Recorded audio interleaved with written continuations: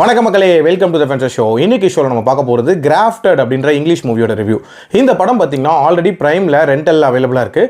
இப்போ இந்த படம் தமிழ் டப்பிங்கோட புக் மை ஷோ ஸ்ட்ரீமிங் ஆப்பில் அவைலபிளாக இருக்குது. இந்த படம் பாடி ஹாரர் அப்படின்ற ஒரு கேட்டகரி ஆஃப் ஹாரரில் எடுக்கப்பட்ட படம். பாடி ஹாரர்னால் ஒன்றுமே இல்லை, நம்ம உடம்பே பயங்கர விகாரமாக மாறி அதுவே ஒரு விதமான ஹாரரை ஜென்ரேட் பண்ணும் அப்படின்னே சொல்லலாம். உதாரணத்துக்கு ரீசெண்டாக வந்த சப்ஸ்டன்ஸ் படம் சொல்லலாம். கிட்டத்தட்ட அந்த மாதிரியான ஒரு டைப் ஆஃப் ஹாரர் தான். இந்த ரெண்டு படத்துக்கும் காமனான ஒரு விஷயம் அப்படின்றது பியூட்டி அப்படின்ற ஒரு விஷயம். அழகா இருக்கணும் அப்படின்றதுக்காக எவ்வளோ எக்ஸ்ட்ரீமுக்கு வேணா போக நினைக்கக்கூடிய ஹீரோயினை மையமாக வச்சு அமைக்கப்பட்ட கதை. ஆக்சுவலாக இந்த படத்தோட ஸ்டார்டிங்லேயே பார்த்தீங்கன்னா ஹீரோயினோட சின்ன வயசில் காட்டுறாங்க. இவங்க தன்னோட அப்பாவோட சைனாவில் வாழ்ந்துட்டு இருக்காங்க.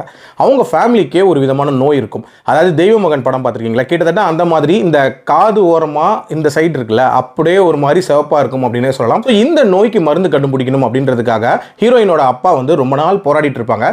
கஷ்டப்பட்டு அந்த மருந்தையும் கண்டுபிடிச்சிருவாங்க. பட் அதை யூஸ் பண்ணும்போது ரொம்ப விகாரமா வந்து இறந்து போறாங்க அப்படின்னே சொல்லலாம். அதனால மனமுடைஞ்சு போற ஹீரோயின் கொஞ்ச நாளைக்கு அப்புறம் வளர்ந்ததுக்கு அப்புறம் தன்னோட ஆன்டி வீட்டில் படிக்கிறதுக்காக நியூசிலாந்துக்கு வராங்க.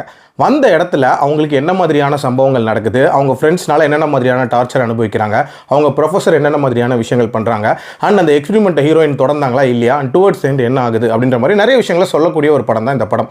நீங்க லாஜிக்லாம் எதிர்பார்க்குற ஒரு ஆளாக இருந்தீங்கன்னு வச்சுக்கோங்களேன், தயவு செஞ்சு இந்த படத்தை ஸ்கிப் பண்ணிடலாம் அப்படின்னே சொல்லுவேன். அதாவது ஒருத்தர் உடம்புலேருந்து இன்னொருத்தர் உடம்புக்கு அந்த ஃபேஸ் ஸ்கின்னை மட்டும் மாற்றி வச்சா அந்த பாடியே எப்படி மாறும் அப்படின்ற ஒரு மிகப்பெரிய லாஜிக்கல் லூப் ஹோல் இதில் இருக்கும் அப்படின்னே சொல்லலாம். பட் அப்படி பார்த்தா ஆதி காலத்துலேருந்து இந்த லூப் ஹோல் அப்படின்றது இந்த ஜேர்னரில் இருந்துட்டு தான் இருக்குது. உதாரணத்துக்கு ஃபேஸ் ஆஃப் படம் எடுத்துக்கோங்க, அதே மாதிரி தமிழில் வந்த புதிய முகம், அதெல்லாம் இன்னும் ஒஸ்ட்டாக இருக்கும்.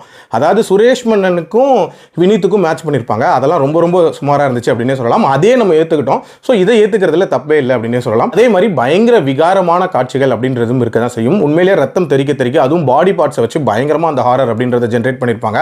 டுவர்ட்ஸ் தி எண்ட் வரக்கூடிய அந்த உருவம் அப்படின்றதெல்லாம் வேற லெவலில் இருக்கும் அப்படின்னே சொல்லலாம். அதே மாதிரி இந்த படம் ஒரு வெல் கனெக்டட் ஸ்டோரி அப்படின்னே சொல்லுவேன். ஸ்டார்டிங்கில் அவங்க அப்பா சொல்லக்கூடிய சின்ன சின்ன விஷயங்கள், சின்ன சின்ன கதைகள், அது டுவர்ட்ஸ் தி எண்ட் எப்படி லிங்க் ஆகுது, அண்ட் அந்த ஃபேஸை ஒட்டினதுக்கு அப்புறம் மட்டும் எவ்வளோ நேரம் வரைக்கும் தாங்குது, அதுக்கு பின்னாடி இருக்கக்கூடிய பிரச்சனைகள், இந்த மாதிரி நிறைய விஷயங்கள் ரொம்ப இன்ட்ரெஸ்டிங்காக கொண்டு போயிருப்பாங்க.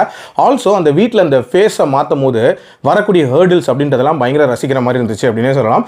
டியூரேஷன் வைஸ் 1.5 மணி நேரத்துக்குள்ள முடியக்கூடிய ஒரு படம், பயங்கர குயிக் வாட்சாகவே பார்த்துடலாம்.